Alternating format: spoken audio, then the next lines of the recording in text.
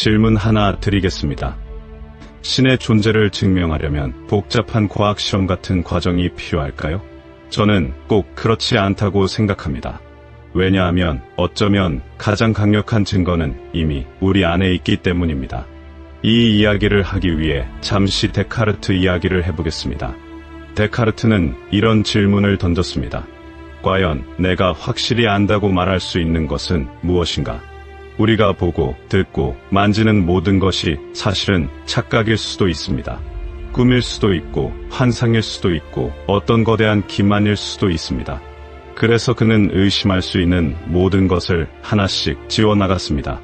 그리고 마침내 이렇게 말합니다. 나는 생각한다. 고로 존재한다. 설령 세상 모든 것이 거짓이라 해도 그 거짓에 속고 있는 나의 존재만큼은 부정할 수 없다는 뜻입니다. 이 명제는 지금도 철학의 가장 강력한 출발점으로 여겨집니다. 그런데 저는 여기서 한 걸음 더 나아가 보고 싶습니다. 나는 존재합니다. 그렇다면 이제 이런 질문이 남습니다. 나는 왜 존재하는가? 나는 어떻게 존재하게 되었는가? 적어도 분명한 것은 나는 나 자신을 스스로 존재하게 만든 존재는 아니라는 점입니다. 나는 내 출생을 선택하지 않았고, 내 몸의 구조를 설계하지 않았고, 내 의식을 스스로 만들어내지 않았습니다. 나는 이미 어떤 조건 속에서 어떤 원인에 의해 주어진 존재입니다. 즉, 나는 스스로 존재하는 존재라기보다 내 의지와는 상관없이 존재하게 된 존재입니다. 영어 표현 I was born에서도 드러나듯 인간은 어떤 원인에 의해 태어난 수동적인 존재입니다. 그렇다면 자연스럽게 이런 질문이 따라옵니다. 나를 존재하게 한 원인은 무엇인가? 여기서 하나의 직관을 생각해 볼 수 있습니다. 어떤 결과가 있다면 그 결과를 설명할 수 있는 충분한 근거가 그 원인 안에 있어야 한다는 것입니다. 예를 들어 보겠습니다. 인간이 만든 조각상은 인간을 닮을 수 있습니다. 하지만 조각상 자체만으로는 왜 인간의 의도와 형태가 그 안에 들어갔는지를 설명하기 어렵습니다. 그래서 우리는 조각상을 보면 자연스럽게 이렇게 묻게 됩니다. 누가 만들었을까? 그렇다면 나라는 존재를 보면서는 왜 같은 질문을 하지 않을까요? 나는 단순한 물질 덩어리만으로는 설명하기 어려운 존재입니다. 나는 생각합니다. 나는 의미를 묻습니다. 나는 진실과 거짓을 구분하려 합니다. 나는 아름다움과 숭고함을 느낍니다. 나는 사랑과 감사, 책임을 경험합니다. 우리는 왜 진실을 알고 싶어 할까요? 왜 의미를 찾으려 할까요? 왜 사랑이 중요하다고 느낄까요? 어떤 사람은 이렇게 말할 수 있습니다. 그런 것들도 결국 물질의 복잡한 작용에서 나온 것 아닌가? 저는 그 가능성을 완전히 부정하지는 않습니다. 실제로 단순한 것에서 복잡한 구조가 만들어질 수 있다는 점은 인정합니다. 하지만 여기서 중요한 질문이 남습니다. 구조적 복잡성과 의미, 가치, 의식은 과연 같은 것일까요? 이 둘은 분명히 다른 차원의 문제입니다. 단순한 것에서 단순히 복잡한 구조가 나오는 것과 그 안에 의미와 가치, 의식과 사랑까지 포함된 존재가 등장하는 것은 전혀 다른 문제입니다. 혹자는 이렇게 말할 수도 있습니다. 우리가 물질을 초월한다고 느끼는 가치와 의미, 사랑과 같은 감정들 역시 결국은 물질의 복잡한 작용에 불과하다고 말입니다. 저는 그 주장에 쉽게 동의하기는 어렵습니다. 하지만 그 가능성 자체를 완전히 배제하지는 않고 그 전제를 받아들인 상태에서 논의를 조금 더 이어가 보겠습니다. 어찌되었든 우리는 과학을 통해 단순성에서 복잡성이 나타날 수 있다는 법칙을 발견했습니다. 하지만 과학은 그 법칙을 발견하고 설명할 뿐 그 법칙 자체를 만들어내지는 않습니다. 그렇다면 다시 질문은 돌아옵니다. 그 법칙은 왜 존재하는가? 그리고 왜 그런 방향으로 작동하는가? 만약 이 모든 것이 아무 의미 없이 우연히 생겨난 것이라면 우리가 느끼는 사랑과 의미는 무엇일까요?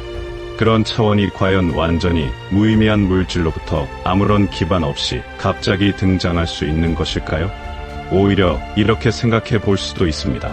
단순한 물질에서 복잡성과 의미가 나타날 수 있다면 그것은 그 물질이나 그 세계 안에 이미 그런 가능성이 어떤 방식으로든 포함되어 있었기 때문은 아닐까요?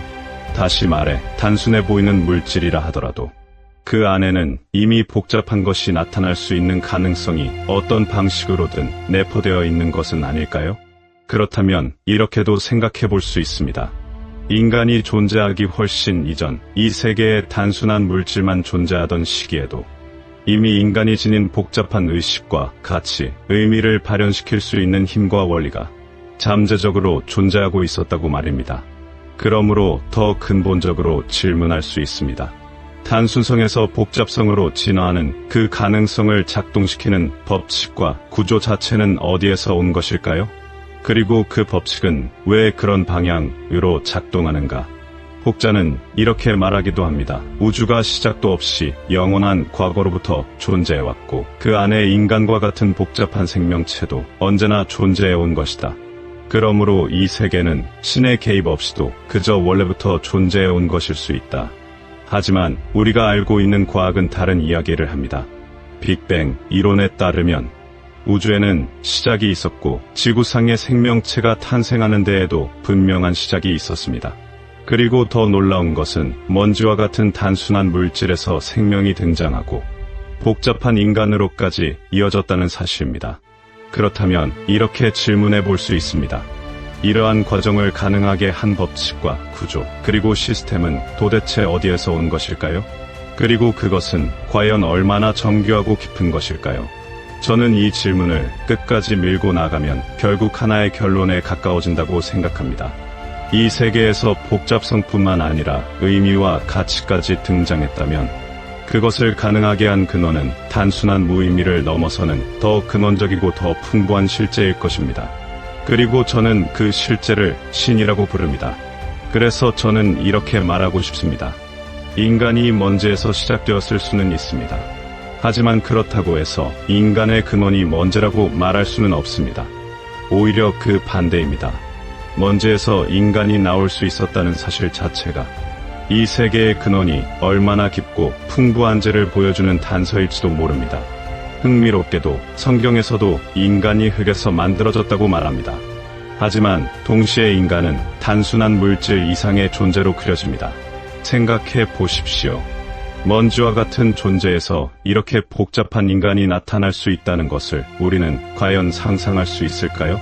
그리고 만약 그것이 가능했다면 그것을 가능하게 만든 근원은 얼마나 놀라운 존재이겠습니까? 저는 이러한 질문을 끝까지 따라가다 보니 결국 하나의 결론을 피할 수 없었습니다. 나는 생각합니다. 고로 존재합니다. 그리고 나는 존재합니다. 고로 나를 존재하게 한 근원이 있습니다. 그리고 그 근원은 단순한 무의미가 아니라 나의 의식과 가치와 존재를 설명할 수 있는 더 근원적이고 풍부한 실제여야 합니다. 저는 그 실제를 신이라고 부릅니다. 그래서 제 결론은 이것입니다. 신의 존재에 대한 가장 강력한 증거는 멀리 있는 것이 아니라 바로 지금 이 영상을 보고 있는 당신입니다. 여러분은 어떻게 생각하시나요? 이 논리에 동의하시나요? 의견을 댓글로 남겨주세요. 그리고 영상이 도움이 되셨다면 구독과 좋아요 부탁드립니다. 다음에도 유익한 영상으로 다시 돌아오겠습니다. 감사합니다.